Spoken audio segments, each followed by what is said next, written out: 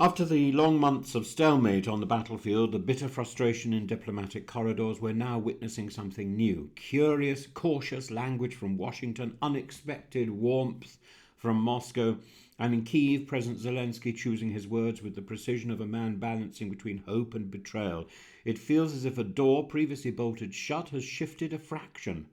In the last hours, the United States has announced that its peace plan has been refined yet again. Steve Witkoff, President Trump's envoy, is already preparing to travel to Moscow. Simultaneously, the U.S. Army Secretary Dan Driscoll will return to Kyiv to brief Zelensky and try to close the remaining gaps. Trump says concessions have been agreed by Moscow, though he keeps the detail locked tight, a classic Trump strategy, the theatre of progress.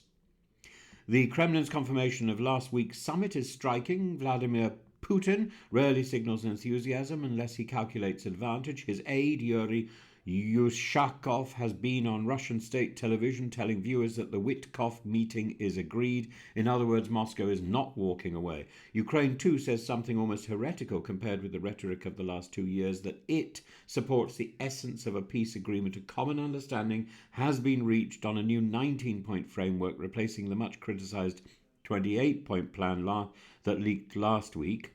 The first draft smelled suspiciously of Russian authorship. It asked Ukraine to give up land, to abandon any NATO aspiration, to shrink its army to the point of permanent vulnerability. European capitals rejected it. Kyiv balked, and the storm of political indignation forced very, very speedy revision. This new iteration removes the most egregious concessions. The door to NATO is left open, not welcoming, but at least no one is slamming it shut. Ukraine's sovereignty is reaffirmed, security guarantees are strengthened, with the UK and France already contemplating a reassurance force once the ceasefire is declared. Even Turkey has been floated as a partner in that effort. And yet, beneath all the diplomatic smiles, their three issues remain explosive. First, territory.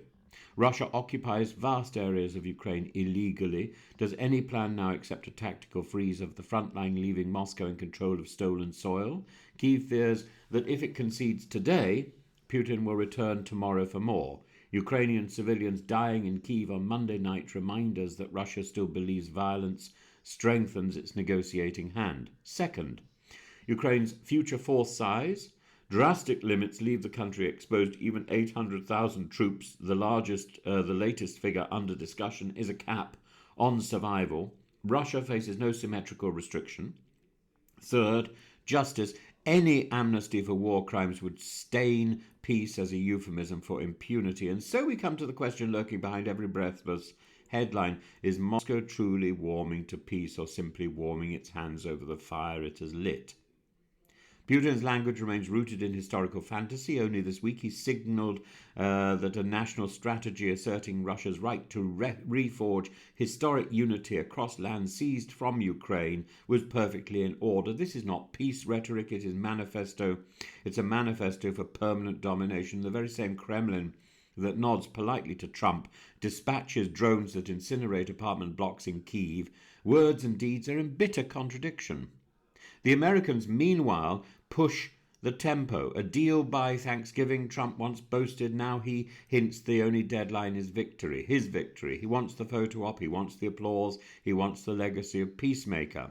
In his telling, Russia's concession would be stopping its killing spree. How generous. Europe is more sceptical.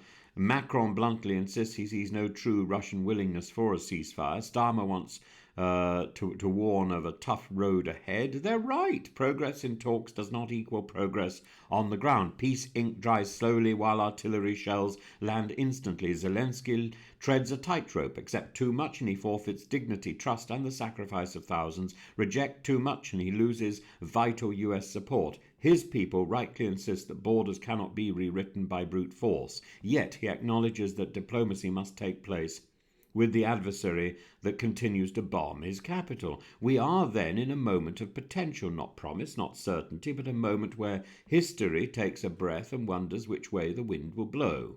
If a plan emerges that upholds sovereignty, defends security, keeps the NATO door ajar, and refuses to legitimize theft, then that will be a peace worth building. If, however, this becomes a compelled surrender branded as statesmanship, then the war will not end. It will simply be waiting, wounded and bitter, for the next Russian advance. We all pray for an end to killing, but peace must not come at the cost of Ukraine's existence. And tonight, the negotiators travel, the cameras focus, the language softens, yet the truth remains stark. Any breakthrough must be tested not in press releases but in the lived safety of ordinary Ukrainians. Until missiles stop falling, peace is an hypothesis. This could be a turning point, or it could just be another mirage. We will know only when Putin stops fighting. Putin is the decider, not because he has won enough, but because he has failed.